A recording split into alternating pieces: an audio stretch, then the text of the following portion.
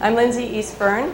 I'm going to be talking to you today about fertility by hypnosis, or Hypnosis for Fertility, or hypnofertility, as it sort of masquerades under several different names.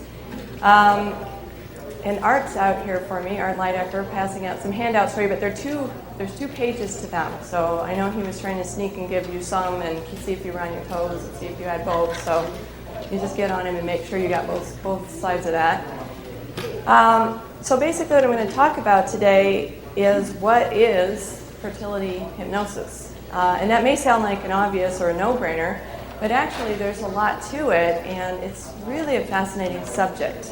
So what I've done there with the handout is come up with some points for you, so that basically the things that I'm going to cover, that I'm going to talk about today, you'll have some bullet points to refresh your memory. Because I know if it's for me, when I'm at a talk, I think I'm going to remember everything, and I'm like, oh, I'm sure I've got that. Or I make some little note, and then I get home like, oh, what the heck?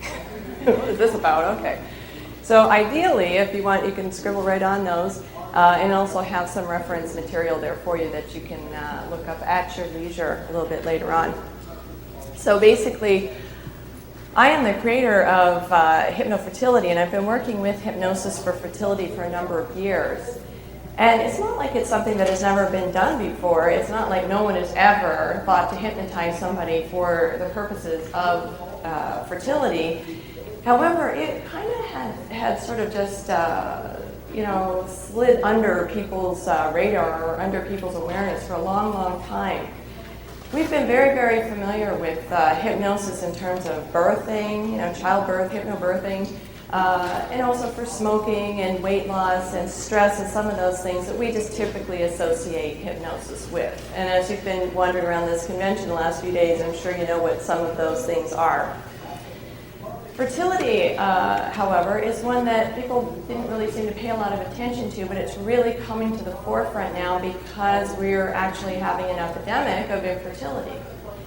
And this is really quite fascinating. We also apparently are having some kind of an economic crisis, and I say apparently because in my practice I don't see it. And the only place that I see it and hear about it is from other people that are talking to me about it. Fertility hypnosis, like hypnosis for oncology or some of the other medical applications, is not going to be subject to discretionary income. So therefore, people are going to continue to come in to get their hypnosis for fertility, whether or not things are going on with the economy. And that's really important to know right about this time. I find I have a private practice in the Denver area. I also have a hypnotherapy training school with my husband, Dre, and we've been doing that for a number of years. And so we're training people constantly, how to, not only how to be hypnotherapists, but how to build a practice and how to do that kind of thing. And this is an area where you can have a real niche.